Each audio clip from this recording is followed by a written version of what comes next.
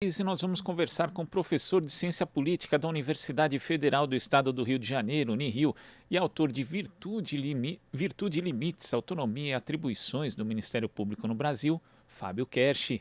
Bom dia, Fábio. Bom dia, Glauco, bom dia aos ouvintes da Rádio Brasil Atual e da TVT. Fábio, por falta de 11 votos, a PEC 5, uma proposta que mudava o Conselho Nacional do Ministério Público, foi rejeitada ontem no plenário da Câmara. Ainda a possibilidade de ser votado o texto original do deputado federal Paulo Teixeira, aqui do PT de São Paulo. Eu conversava há pouco com o Cláudio Couto, cientista político, que inclusive conversou com você a respeito do assunto no Fora da Política Não Há Salvação, e ele falando a respeito dessa verdadeira campanha, né, midiática promovida ali pelo Ministério Público contra a PEC 5. E eu queria que você falasse a respeito desse mito, né, que se criou em torno da proposta, que ela retirava a autonomia do Ministério Público, e também do que efetivamente essa proposta, na verdade, tinha ali para alterar a possibilidade de um controle mais rígido do Ministério Público. Olha, Glauco, na verdade, eu ando falando, escrevi artigos também sobre isso, dizendo que a proposta é tímida, né?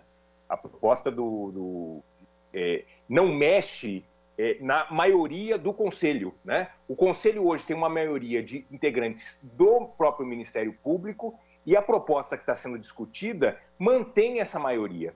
Então, não chega a ser efetivamente, não é e não será efetivamente um controle externo do Ministério Público.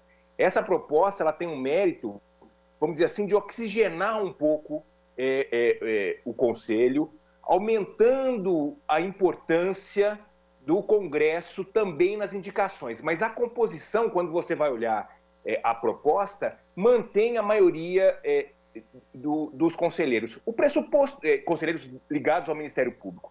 O pressuposto da democracia, Glauco, é que todo mundo, né, todos os atores públicos, os políticos, a burocracia, etc., os dirigentes, eles devem prestar contas dos seus atos, né?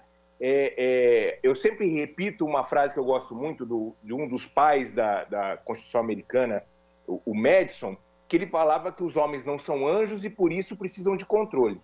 Eu sempre falo que os promotores, ao prestarem um concurso público, eles não ganham asas angelicais. Eles também precisam prestar contas dos seus atos, das suas escolhas, né? Isso é um pressuposto da democracia e não há nenhuma justificativa para a gente argumentar que alguns atores do Estado não precisam e outros precisam.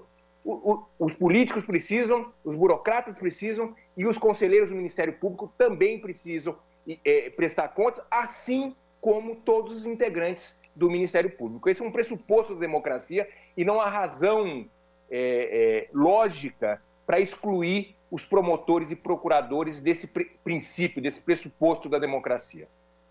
E como você vê esse exercício, né, de simplificação ao extremo? Porque quando se tem uma proposta dessa, inclusive as pessoas às vezes nem têm acesso, né, de saber o que, na verdade, está ali na PEC, mas já vem aquela ideia do, olha, vai ferir a autonomia do Ministério Público, a independência do Ministério Público está sendo atingida. Como é que você vê esse exercício de simplificação que acaba virando uma campanha de desinformação que é veiculada por muitos meios, né, que a gente vê e que se deu aqui, não só agora, mas também na ocasião da PEC 37, mas como é que você vê esse tipo de exercício feito ali por integrantes do Ministério Público? Olha, Glauco, a gente tem que reconhecer que eles são bons de comunicação, viu?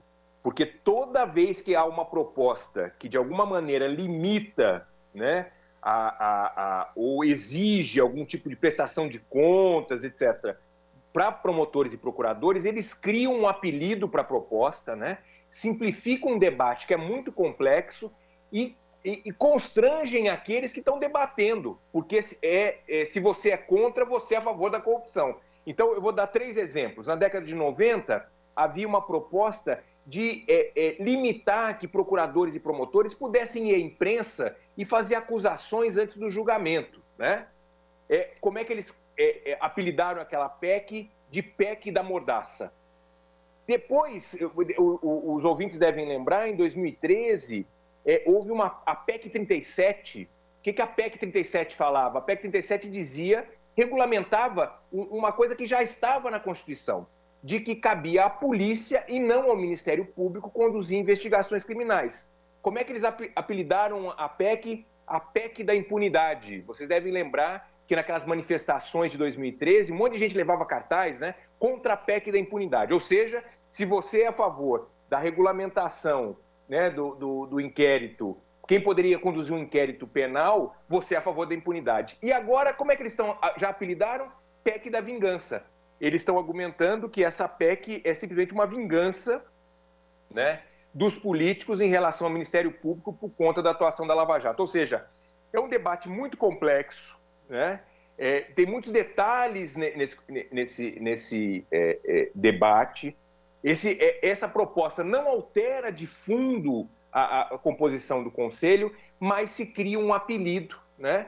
E esse apelido simplifica o debate, confundindo o debate e, de certa forma, constrangendo aqueles que estão dispostos a debater. Porque se você, portanto, é a favor dessa PEC, você é a favor da vingança.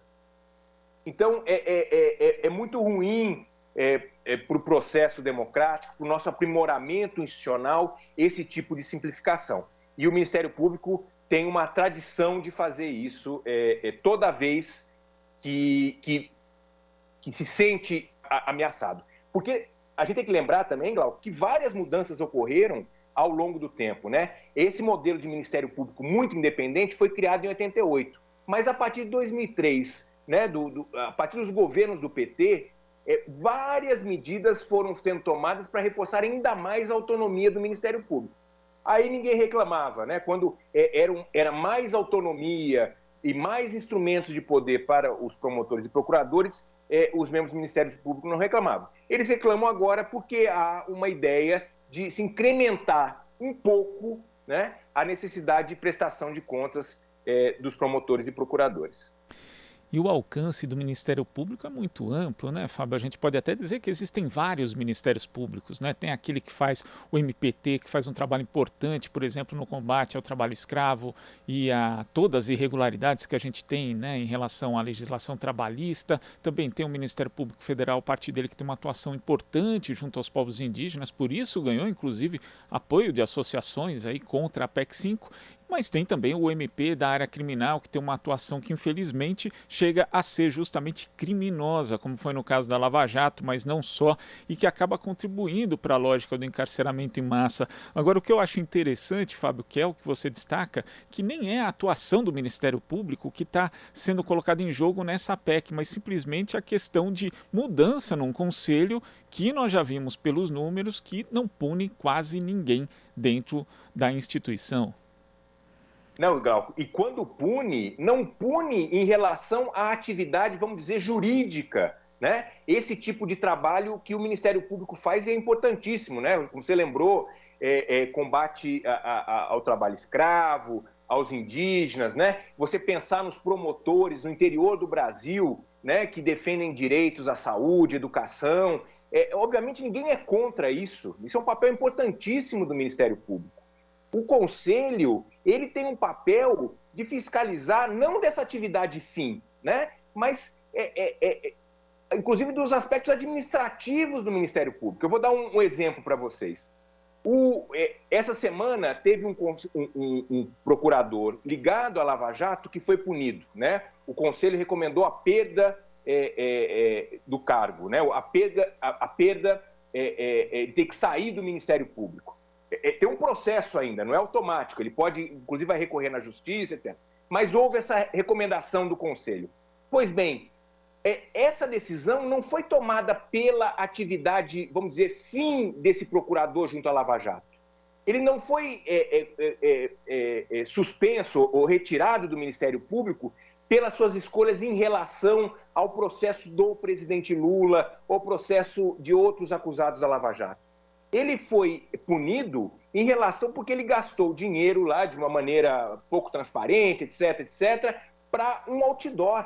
Quer dizer, não está se discutindo o Conselho, a atuação do Conselho não é voltada para a atividade fim, vamos dizer assim, processual do promotor ou do procurador. É esse entorno. Quando você vai ver as poucas medidas mais duras do Conselho em relação a procuradores, Elas não dizem em relação ao processo. Você vai ver, eu me recordo, por exemplo, eu escrevi até um artigo com o Cláudio Couto, que você entrevistou hoje sobre isso, um artigo acadêmico sobre analisando o Conselho. Eu lembro que um dos raros exemplos de expulsão de um membro do Ministério Público foi, por exemplo, um promotor no Acre que manteve a mulher em cárcere privado. Né? Não é, quer dizer, esse argumento de que se o Conselho for reforçado, for oxigenado, né? Mesmo mantendo a maioria de integrantes do Ministério Público, vai inviabilizar o trabalho do Ministério Público, não é verdadeiro. Né? O que o Conselho deveria fazer, e sendo reforçado, aumenta a chance de ele efetivamente fazer, é fiscalizar o Ministério Público, não na sua atividade fim, né? Mas inclusive nos seus aspectos administrativos. Então, eu acho que o Ministério Público está fazendo muito barulho por quase nada, né? Essa proposta não é uma grande reforma institucional, né? Não estão reformando a casa, eles estão dando um tapinha, eles estão pintando uma parede, né? Eles estão mudando os móveis de lugar, mas não é uma reforma profunda. Não vai inviabilizar o trabalho do Ministério Público. E eu lamento só que muitos políticos, inclusive partidos de esquerda, caem nessa quase chantagem do Ministério Público, dizendo que se esse conselho, né, se essa leve mudança, mas que mantém ainda a maioria de conselheiros ligados ao Ministério Público, vai inviabilizar o trabalho do Ministério Público. Não é verdade, e eu diria mais, é injusto, né, com aqueles que defendem a PEC, porque, de novo, é uma simplificação do debate. Portanto, nessa lógica, se você é a favor da PEC, você é contra o Ministério Público. Não é verdade, isso não faz sentido.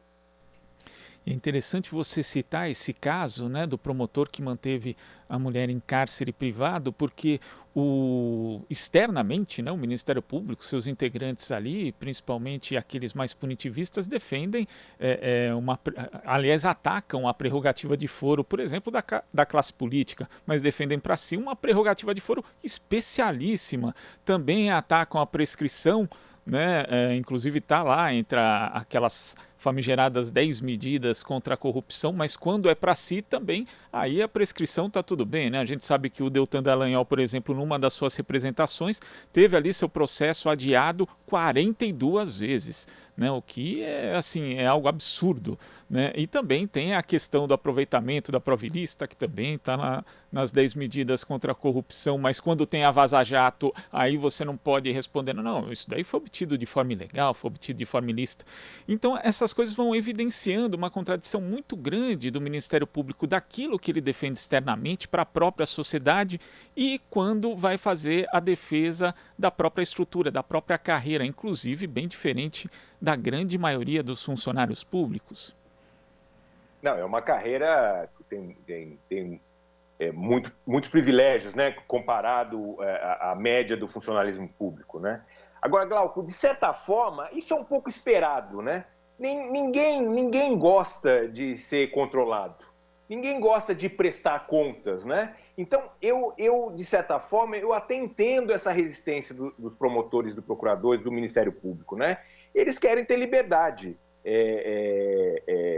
Se você perguntar para a Polícia Federal, eles vão falar que eles também querem ter autonomia, né? Você perguntar para qualquer, talvez, instituição vai defender que tem que ter autonomia e não vai prestar contas. Não chega a ser surpreendente essa reação do Ministério Público. Me surpreende mais, eu acho, políticos, né, e a sociedade, de uma maneira geral, que, vamos dizer assim, embarcam nesse argumento que é, no limite, um argumento corporativista, né? Do ponto de vista da instituição, daquela, entre aspas, burocracia, faz sentido, eles não querem prestar contas, né? Isso é esperado. Agora, o que me surpreende um pouco mais é a sociedade, são os políticos, né? Que acham que uma proposta tímida como essa, porque a proposta que está sendo debatida, ela é muito tímida, né? Como eu falei, ela não muda profundamente o Conselho e que isso inviabilizaria o trabalho dos promotores e procuradores. Eu confesso que eu me surpreendo mais com aqueles que defendem são contra a proposta externamente ao Ministério Público do que aqueles do Ministério Público. Não é verdade, é importante a gente reforçar isso para os ouvintes. Não é verdade que isso inviabilizaria o trabalho do Ministério Público, né? É simplesmente uma oxigenação desse conselho que é muito fechado e que pune pouco.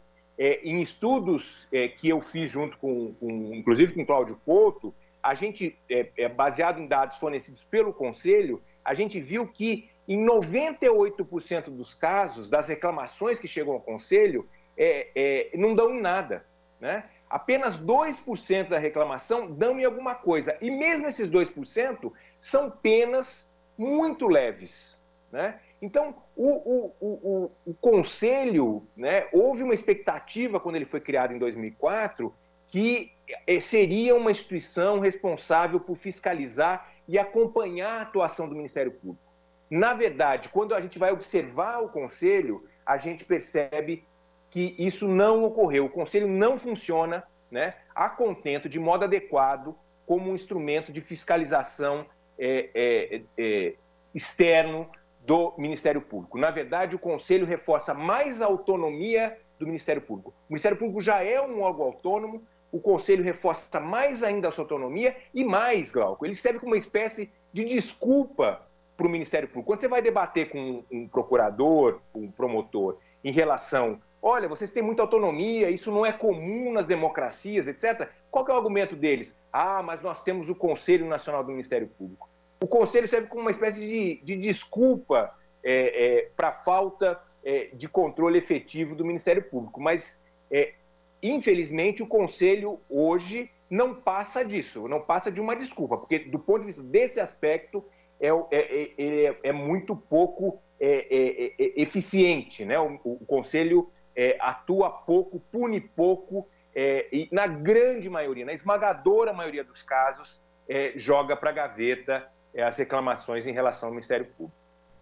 Essa é uma discussão que, independentemente da PEC 5, precisa ser feita, né, do controle de uma instituição tão importante quanto o Ministério Público. Fábio, eu queria agradecer muito a sua participação aqui no Jornal Brasil Atual. A gente espera a sua presença outras vezes. Até a próxima. Eu que agradeço, foi um prazer. Obrigado. Conversamos aqui com o professor de Ciência Política da Universidade Federal do Estado do Rio de Janeiro, Unirio, e autor de Virtude e Limites, Autonomia e Atribuições do Ministério Público no Brasil, Fábio Kersh. Você está ouvindo Jornal Brasil Atual. As notícias que os outros não dão.